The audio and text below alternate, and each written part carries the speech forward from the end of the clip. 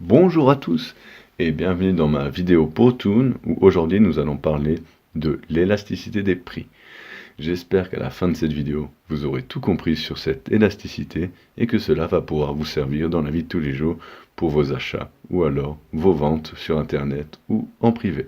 Alors tout d'abord, l'élasticité c'est quoi?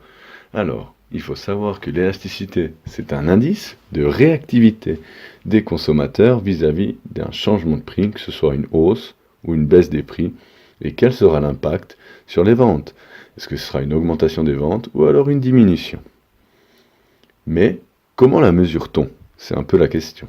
Il faut savoir qu'il y a des grandes bases de données qui permettent d'analyser toutes ces hausses ou ces baisses de prix par rapport aux ventes, et grâce à cela, nous pourrons facilement faire des analyses et des prévisions pour les années à venir en fonction des prix qu'on va fixer et en fonction des ventes que l'on souhaite réaliser.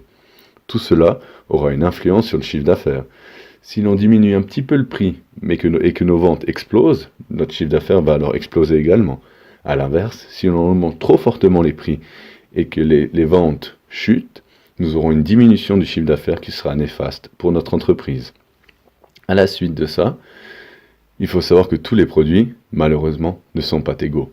En effet, chaque produit possède ses propres spécificités, ce qui le rend unique sur le marché. Prenons l'exemple d'une demande élastique. Un ordinateur bleu qui est vendu à 300 francs passe à 500 francs. Cette augmentation de prix va alors avoir un impact sur la consommation. Les gens vont alors se ruer sur cet ordinateur rouge qui ne vaut que 400 francs pour faire une économie de 100 francs. Quel est l'impact? L'ordinateur bleu possède une meilleure marge par ordinateur pour le vendeur, mais cela va carrément faire diminuer les ventes, ce qui va avoir une grande influence sur le chiffre d'affaires en fonction de la grandeur de la diminution des ventes, si c'est une grande ou une petite diminution. Prenons un autre exemple.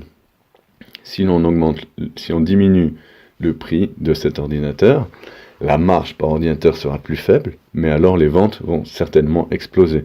Cela va conduire à une augmentation du chiffre d'affaires de l'entreprise des ordinateurs bleus, ce qui va permettre certainement un meilleur bénéfice, toute proportion gardée avec la diminution du prix et l'augmentation des quantités vendues.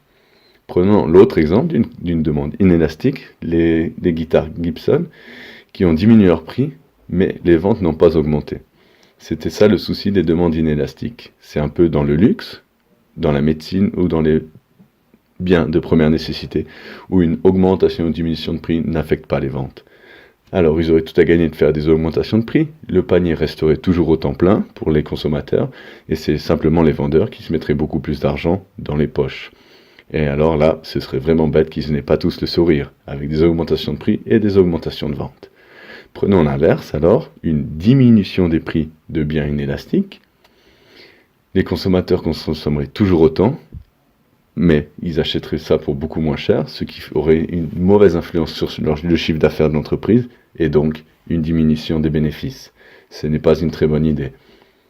Prenons ensuite les spécificités par type de marché. En effet, l'élasticité n'est pas la même s'il n'y a qu'un vendeur, ou alors s'il y en a deux, mais ce n'est également pas la même chose si nous sommes en concurrence parfaite avec 3, ou alors 4 ou 5 vendeurs.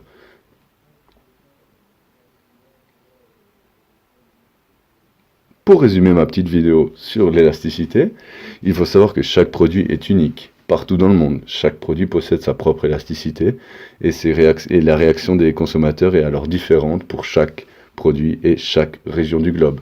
Il faut faire bien attention à se renseigner avant de changer les prix d'un produit. Je vous remercie pour votre attention et j'espère que vous avez tout compris. Sinon, je suis toujours à côté de vous et j'espère pouvoir répondre à vos questions. Et c'est avec grand plaisir que je vous ai commenté cette petite vidéo. Au plaisir, merci beaucoup les copains.